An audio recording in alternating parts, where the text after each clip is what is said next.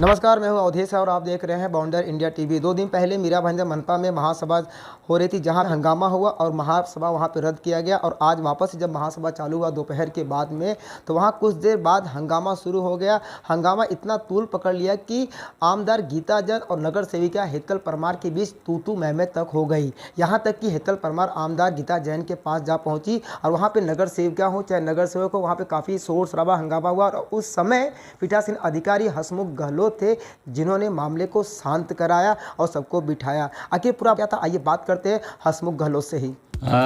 जो भी सदस्य के बीच में वाद विवाद हुआ वो क्या शुरुआत मेरे ख्याल से जहाँ तक मैंने अपने डायस से देखा, जिस समय तत्कालीन वहाँ पे जगह पे एज ए पीठासीन अधिकारी वहाँ पे मैं था, तो मैंने ये देखा कि सदस्य महोदय गीता जी ने ये शब्द वापरा पीठासीन अधिकारी को कि भाई आपकी मैंने बकबक बहुत सुन ली, मुझे आपकी बकबक नहीं सुननी है। उसी रेफरेंस में हेतल जी ने वहाँ से अपना स्वरूप दिखाया या उन्होंने बातचीत करना चालू किया या उन्होंने दुर्व्यवहार करना चालू किया।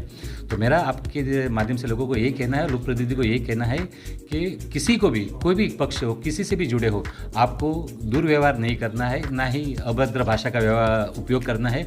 आप लोक प्रतिनिधि हो, जनता ने आपको चुन के दिया। हाँ, गुस्सा आना स्वाभाविक है, बात को मैं मानता हूँ, लेकिन कहाँ ना कहाँ महासभा में है तो महासभा की गरिमा बनाए रखें और कभी भी भविष्य में इस गरिमा को बनाए रखें, यही आपसे निवेदन। रही बात आपने कहा कि निलंबित करना, हाँ, अधिकार था वो एज ए पीठासीन अधिकार वहाँ पे कुर्सी पर, जहाँ तक मुझे जानकारी है मैं 10 दिन या 15 दिन के लिए निलंबित कर सकता था, लेकिन एज ए इंसानियत के तौर पे मैं 10-15 मिनट के लिए वहाँ पे बैठा था, तो मुझे वो अनुचित लगा। मैंने भी अपने आप को संयम रखा।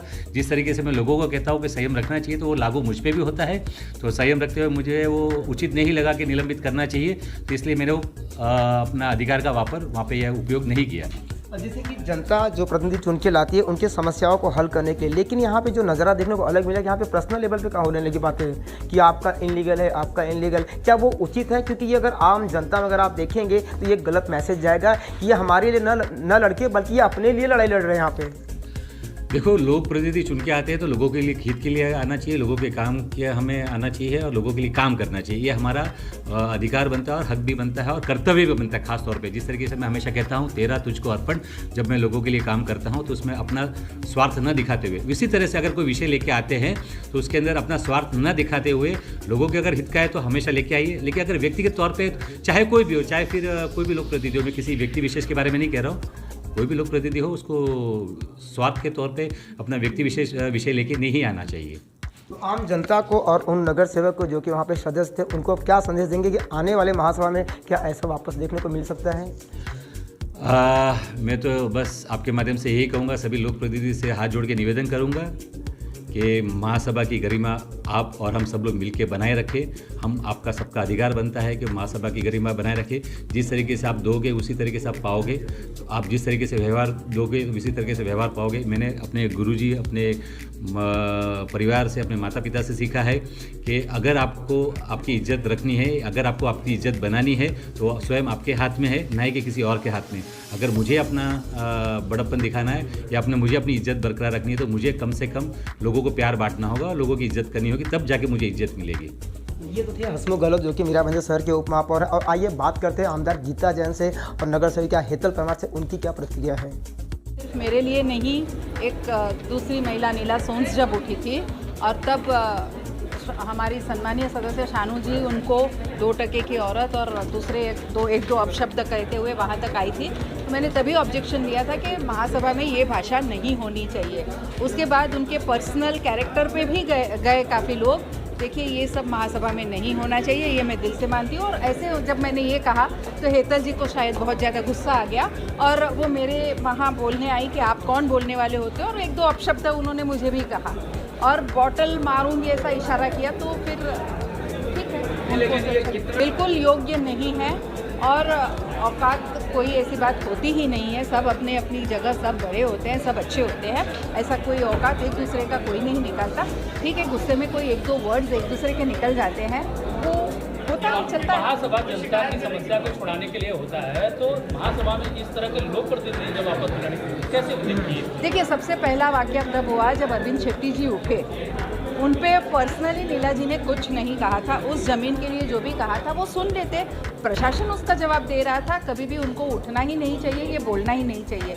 ये बोलने से ये सिद्ध हो जाता है और वो उन्होंने ये नहीं कहा कि वो मैं जो कर रहा हूँ वो सही है, उन्होंने ये कहा कि आपने जो लाइब्रेरी बांधी है वो गलत है। इसका मतलब क्या आपने होटल बनाई है वो भी गलत है? सामने सामने अगर जब हम आरोप करते हैं इसका मतलब है हम दोनों आरोपी हैं।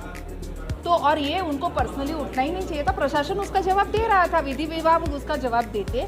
और जैसे अभी हमारे सावंत जी ने उठ के पूछा कि क्या ज पे प्रस्ताव कर सकते हैं, तो जिन्होंने ये ज का प्रस्ताव दिया मैंने नहीं किया, ये मेरी इच्छा थी क्योंकि मैं ये विषय शहर के लिए लेके आई थी, अदरवाइज़ ये लोग ले नहीं रहे थे।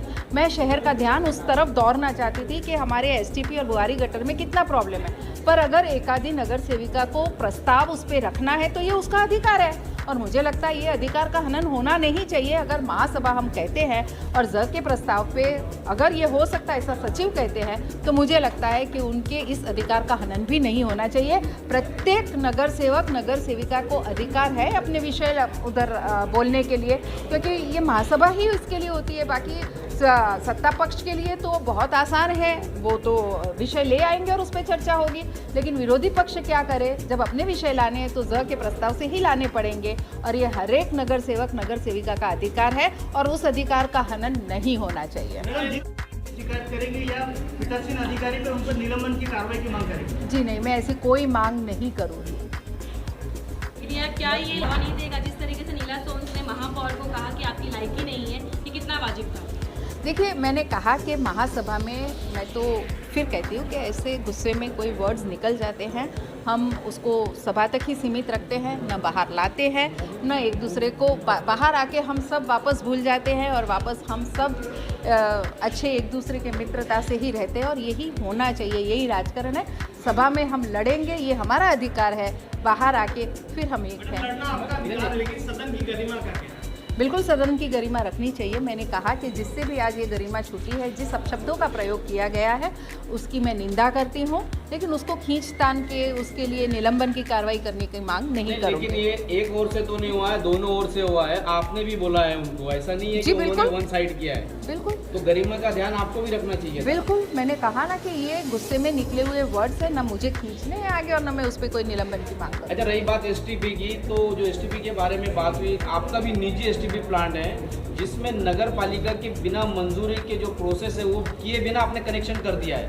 जी नहीं, हमें बार बार रिक्वेस्ट भेजा गया था कि अब हमारा एसटीपी प्लांट वहाँ चालू हो गया है और हमारे पास मटेरियल पूरा नहीं पड़ रहा है, तो आप या तो अपने एसटीपी को डायरेक्ट वहाँ ज्वाइन कर लीजिए या हर एक सोसाइटी को रिक्वेस्ट करिए कि वो प्रॉपर्टी कनेक्शन ले, ताकि वहाँ हमारे जो एसटीपी का प्रॉब्लम आ रहा है, वहाँ जो मटेरियल पूरा नहीं आ रहा है उस पर हम कुछ काम कर सकें। विषय के ऊपर ऐसी कुछ बातें चल रही थी जिसमें आमदार गीता जैन जी खड़ी होकर डायरेक्ट डाइस पे, मतलब महापौर मैडम उस डाइस से निकलकर वहाँ पे उप महापौर जी उस डाइस पे, महापौर जी के डाइस पे बैठे हुए थे और वो गीता जैन जी ने वहाँ से ऐसा बोल रहा है, मतलब उप महापौर जी को ऐसा बोल रहे थे कि अभी आप बैठ जाओ ना, अभी आपका सुन सुन के बहुत पक गई हूँ। तो मैंने सिर्फ इतना बोला था कि ये बोलना आपको शोभा नहीं देता, आप भी आमदार है। अगर मैं ऐसा कहूँ कि आप भी कब से बोल रहे हो, आप पक गए हैं, बैठ जाओ, तो कैसा लगेगा? मेरे सिर्फ इतने शब्द के ऊपर पता नहीं उसको कौन सी बात का क्या बुरा लगा और उन्होंने वहाँ से मुझे ज़ोर से चिल्लाया कि तू तेरी औकात में रह। ये शब्द मुझे लगता है एक आमदार को शोभा नहीं देता। ऊपर से वहाँ से उन्होंने ज़ोर से चिल्लाया हलकट। उसके बाद मैं उसके पास गई, सिर्फ मैं उसके पास गई हूँ। आप सीसीटीवी फुटेज प्लीज़ मेरी खातिर वो दिखाइएगा। मैं उनके पास गई, उन्होंने बॉटल हाथ में लेके मुझे मारने के लिए बॉटल भी उठाई और वहाँ से भी उसने मुझे बोला 2 कौड़ी की निकल, तेरी औकात किया है। ये उन्होंने जो वर्डिंग्स यूज़ किया, अब मुझे ये जनता से भी पूछना है कि एक आमदार को ये बातें शोभा देती है? क्योंकि मैं तो 5 साल से यहाँ पर एज अ कॉरपोरेटर, हमारी जितनी भी महासभा हुई है, हम सब सीख रहे हैं, समझ रहे हैं, सुन रहे हैं, लेकिन हम इस तरीके की भाषा का बिल्कुल भी ना उपयोग करते हैं, ना हमारे पक्ष में किसी ने आज तक इस तरीके की भाषा का किसी ने प्रयोग नहीं किया। तो मैं जनता से भी पूछना चाहूँगी कि आमदार की ये स्टाइल होनी चाहिए। मुझसे ऐसा कोई शब्द नहीं निकला है, आप चाहे तो उस चीज़ का भी देख सकते हो।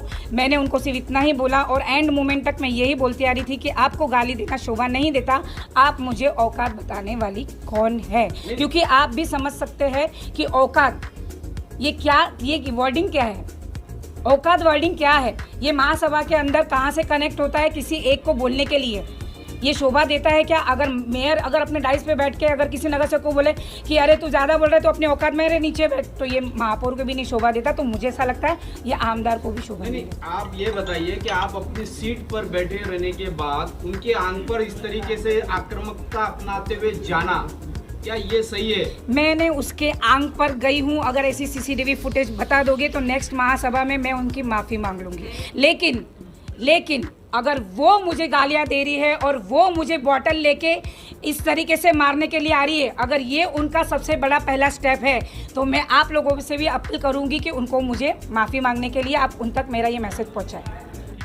सबसे पहले तो बड़ी दुख की बात है कि सभागृह एक हमारा मंदिर है, वहाँ पे इस तरह का जो व्यवहार है वो किसी को भी शोभा नहीं देता है। और रही बात, मैंने अगर 2 टके की बोला है तो आप लोग जो प्रोसीडिंग्स है, हमारी रिकॉर्डिंग्स है, उसमें आप चेक कर सकते हैं। मैंने आज दिन तक ऐसा किसी भी शब्द का प्रयोग नहीं किया और ना ही कभी करूँगी। मुझे भी 3 टर्म हो गए, मैंने भी महासभा बहुत देखी है, पर हमने इस तरह का व्यवहार कभी नहीं हुआ। लेकिन आज जो कुछ हुआ ये बहुत ही दुख की बात है, हम सभी के लिए बहुत दुख की बात है कि इस तरह के शब्द का प्रयोग जो उन्होंने किया है, आमदार होते हुए उनको ये शोभा नहीं देता है। और जहाँ तक मेरी बात है, मैंने, आप रिकॉर्डिंग चेक कर सकते हैं, मैंने ऐसा कोई भी शब्द का प्रयोग नहीं किया। नहीं, लेकिन अच्छी बात है ना, दिल बड़ा रखना चाहिए। जब आप गलती भी करते हो लेकिन आप माफी नहीं मांग रहे ना। लेकिन मैंने बोला ही नहीं, मैं आपको वही बोल रही हूँ कि अगर मैंने ऐसा बोला है तो आप you can check the recordings. मैंने ऐसा कुछ भी शब्द का प्रयोग नहीं किया है।